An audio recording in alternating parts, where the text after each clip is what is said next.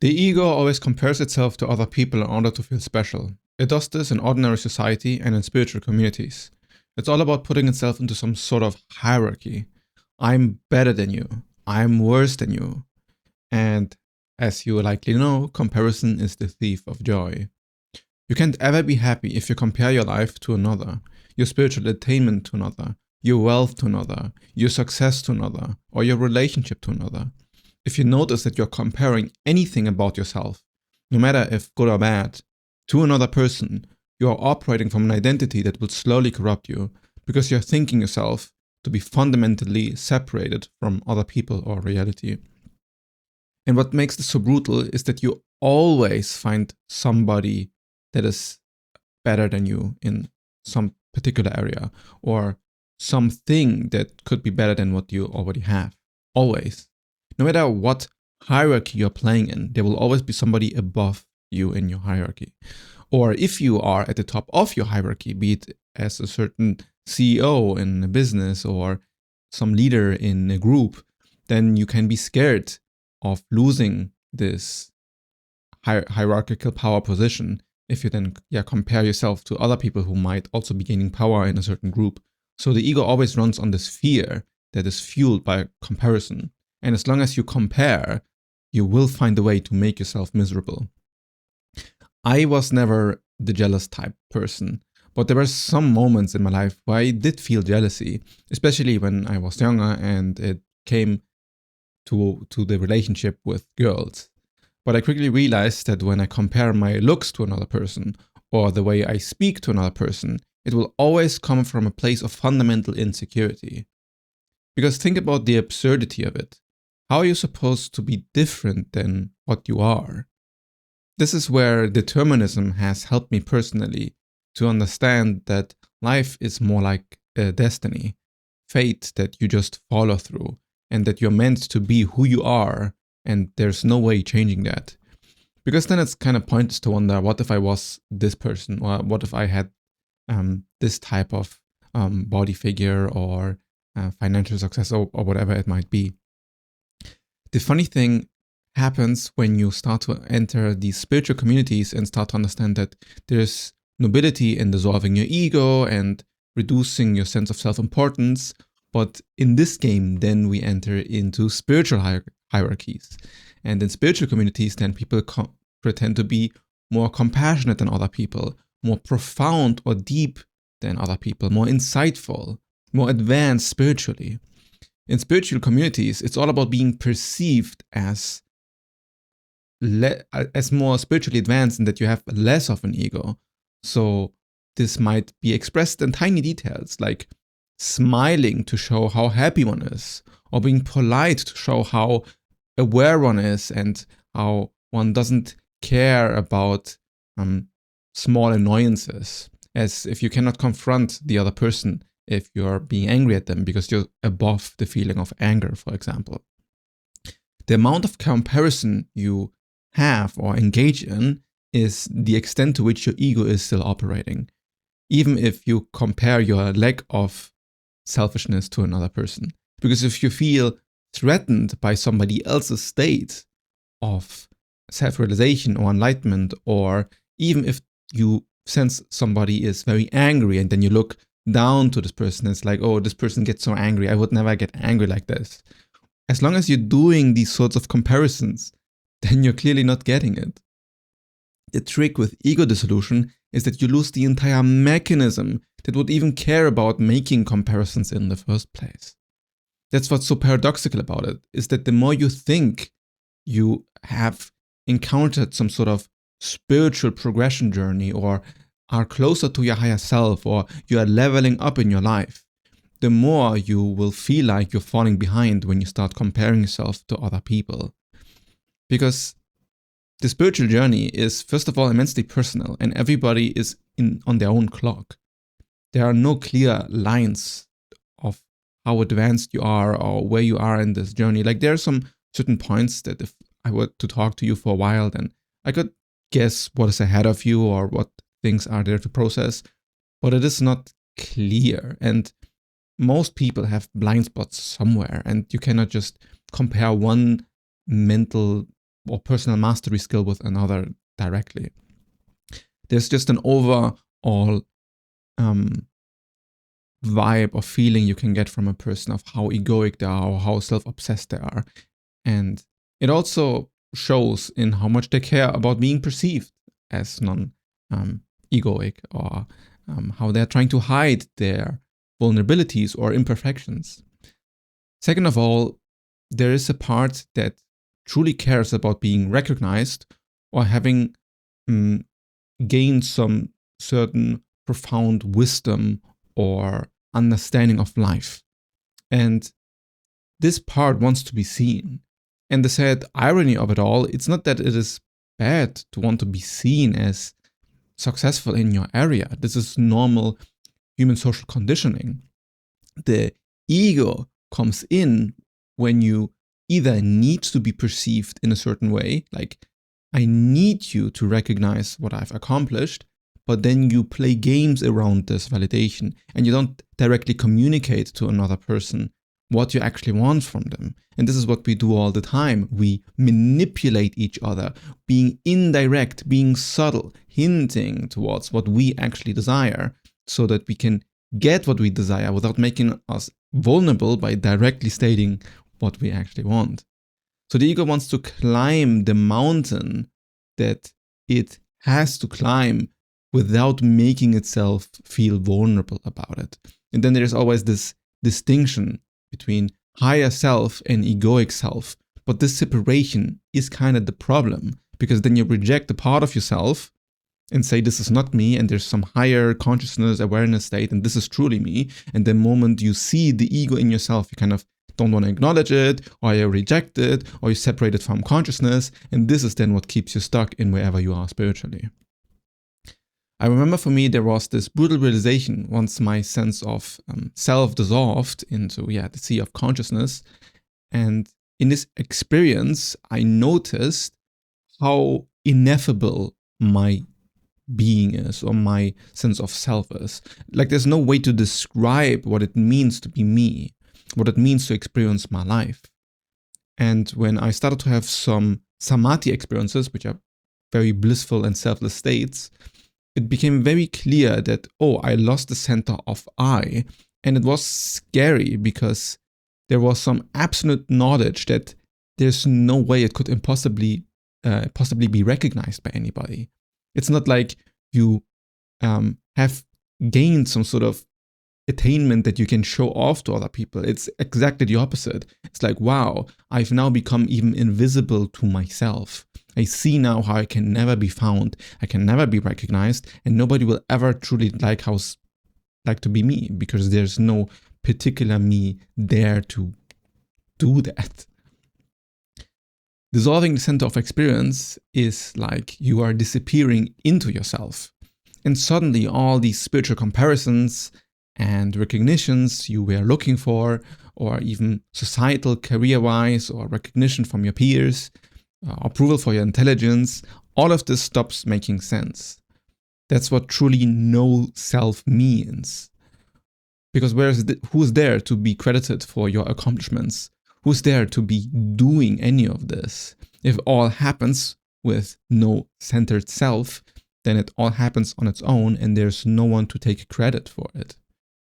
When reality is seen as an infinite ocean of causes and effects with no clear doer, it means that there are no accomplishments you will ever have. No hero's journey to finish. Nobody dare to tell you, great job, because you don't exist anymore. There's not this egoic satisfaction of being recognized anymore.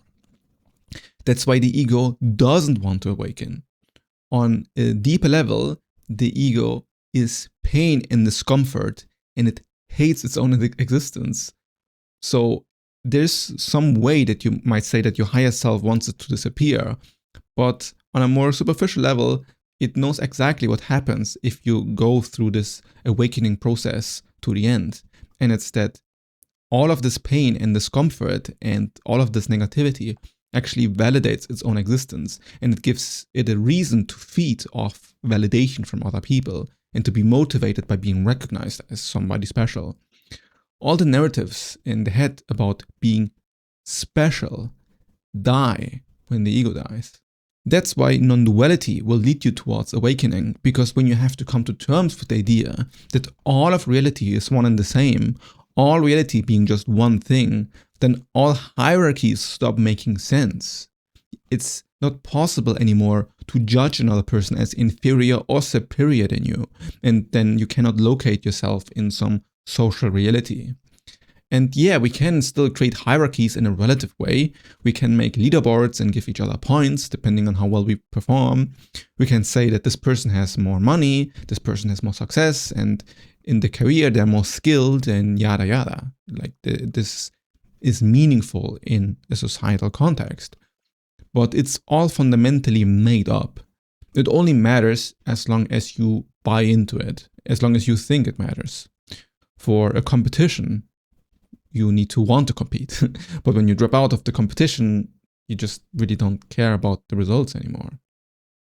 Your cat or your dog doesn't care at all about your career or your bank account. They don't exist in this mental hierarchy that you exist in at all. Because whatever that means only matters to you in your head. When you get jealous towards another person, there's this identity that says, I want to be somebody else, or I want to be better than what I am now. You feel you want something that this other person has. And in almost all cases, it's not about the experience that the other person has. It's not about, oh, I want to know what this is like. There's often a sliver of it, but the jealousy is the consequence of wanting to have the identity that the other person has, about being seen as the other person. Like, I want to be somebody who is recognized as having beautiful children and a loving wife, and you feel some discomfort about people looking at you as you're still not living this lifestyle that you think you should have, and then you judge yourself about it. And that's so ironic, right? Because you imagine that other people might be judging you, or you know that somebody, personally, in a relationship to you, or like your parents or whatever, they are actively judging you for it. But then when they're not around, and you judge yourself for not being in the position that you want to be in your life, well, it's self-recursive, right? You're just doing it to yourself. Your ego is beating itself up for not being where it thinks it's supposed to be. And in this way, it reinforces its identity. But this loop of self-reinforcement, of self-obsession, is what usually leads to depression and anxiety and discomfort and hatred for reality and judgment towards other people and societal comparison. If for whatever reason you can't have things that you know that your peers or your parents will recognize as positive, then you will judge yourself for these things. And at the end, it's not about other people at all. It's all about your self-perception. But if you have the engine that tells you that you aren't good enough, then you can think always in this way. You can always find a reason to judge yourself, because there's always something or somebody in the hierarchy that is higher or lower than you. This is why you will never find fulfillment by achieving something for other people. You will never find fulfillment by being recognized by other people, because you're always making your own sense of self-love dependent on something that is outside of your control. There will always be somebody who has something that you wish you would have. A lot of entrepreneurs are driven by this desire for recognition, and it controls everything they do. And this might be helpful if you want to achieve the top of the career ladder, but it is quite self-destructive if you actually just want to be happy. But this goes even deeper. There comes a point where you realize that your authentic expression of yourself means to not care about what other people think. Then you realize that this entire jealousy, societal comparison, hierarchy game is all made up. And then what you might do is, to counteract that, you behave rude and disrespectful to other people in a way to spite society, to show everybody that you don't care what other people think. And then this becomes a new form of identity and a new form of hierarchy, until you see somebody who cares even less about how they're being perceived, or generally doesn't care about how they're being perceived. And then this triggers you. This is quite common as well. There was a time when I talked to a spiritual master, and I saw how truly they have dissolved their ego to completion. And when you talk to a person like this, it becomes very threatening to the ego. There's truly a difference, even when you are like very, very self-realized or self-dissolved or very much outside of the normal societal hierarchy, comparison, ego game. When you talk to somebody who's truly enlightened or completely self-dissolved, then what they do is they reflect your own insecurities back to you. And they do it super effectively by just simply not judging at all. And then what happens is that you see your own judgments of yourself because you're looking for validation from the master. And this happens on multiple levels of the spiritual journey. Like this happens with clients of mine who I talk to. Like I can see how by just simply not reacting, they're starting to judge themselves when I'm not doing anything, or they think that I'm judging them when I'm not even having any thoughts about anything. And you can notice this. The more secure somebody is in themselves, the easier it will be for you to get triggered by them, because you're basically reflecting your own self-judgment at them. Because they don't have it. And it kind of confuses the ego because it feels like you're not being seen. You think you are what you're judging yourself to be, or the polarity of what you're judging yourself not to be. And then the other person doesn't engage with that at all. He doesn't judge you negatively, he doesn't judge you positively, and then your reaction is insecurity. The world is made out of these hierarchies, and in order for you to awaken, you want to destroy all hierarchies that have been created by society. And this also includes hierarchies between religion and science, of beliefs versus truth. Any way of your mind thinking that something is better or lower than something in an absolute sense will cause a division within your ego that wants to be mended. And you might say, okay, this gets into weird moral relativism, because what about Hitler? Is Hitler the same as Jesus, for example? And now it gets very contentious, right? Because we are going into the topic of moral relativism. And naturally, the mind has different associations when it hears the word Hitler than when it hears the word Jesus. But I will make a different video about moral relativism specifically, because I think it's a very, very deep topic and it relates to this destruction of social hierarchies. But when you say Hitler is worse than Jesus, we are basically injecting a moral landscape to something that at its core doesn't have it. It's just two people that existed. And then all of these actions and moralities and consequences, well, we put them on these people. So for practical purposes and in a functioning society, being benevolent and kind, of course, is better than exterminating a race. But on face value, Hitler is just Hitler and Jesus is just Jesus. Both of them are people and an expression of the cosmos. Both were equally real in the history of our universe. And the hierarchies come from your mind. When you see somebody and you feel hatred towards this person, there's a separation mechanism happening that blocks further dissolution with the totality of reality. And the internet does this a lot, where we shame other people and we hate other people, and it's just kind of makes us feel comfortable. We feel good in doing so because it fuels our own ego. There's always a comparison happening when you judge somebody else as being evil or a worse person than you. And this is why the internet loves this polarity. It loves to tear people down who have been seen in a good light. This person has a good image, now he's suddenly evil, let's go. That's awesome, that's fun. And then we tear other people down because suddenly it makes us feel better. It makes us feel better positioned in the hierarchy. Morality and shame are being used to not accept a part of yourself. The more moralizing and condemning you are, the more you are either unaccepting towards yourself or arrogant in how good you are. When you look down on people who are different than you, you think in dualities instead of reality as a whole, which allows all evil, because now this person is not a real person, or he doesn't deserve more consideration because he's one of the evil guys, so now I can do to this person whatever he wants. He's so low in the hierarchy that he doesn't even form part of humanity anymore, or not part of reality. So his suffering is as if it basically doesn't matter or it doesn't exist. And it's very difficult to give this entire hierarchical structure up. It does not come intuitively to people to see the drugged junkie on the street and see them as real and as worthy of value as yourself.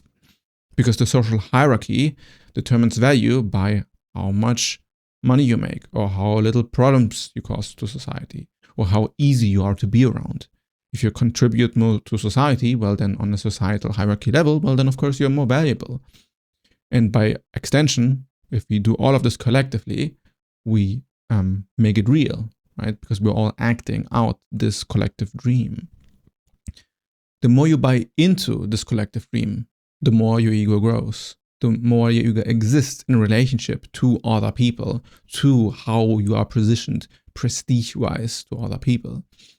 It's that you live more in how other people recognize you as, in how people see you as in your authentic expression of yourself.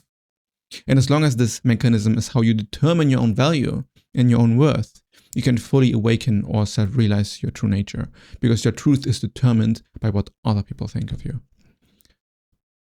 What if you discover something that is so outrageous and so outlandish that you know that if you truly accept it, people will call you crazy or delusional?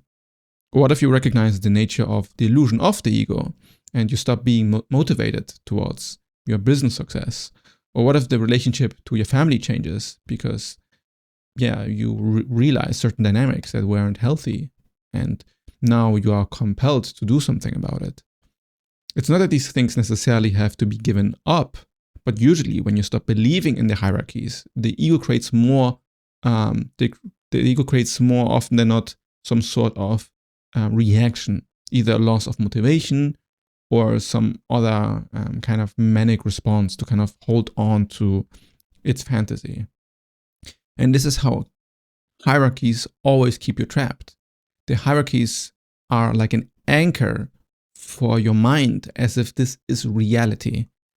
And even in a particular subcommunity, like the spiritual one, once you see that there is no difference between you and another, that all beings are at the core just consciousness expressing themselves in different forms, and that all narratives of the mind are illusionary, well then all hierarchies lose ground and the current construct of your entire reality collapses. And then emotions like shame and guilt lose their power, lose their place. It's what has been used by the dream society, by the hierarchies, to keep you following their orders, following their positions of power.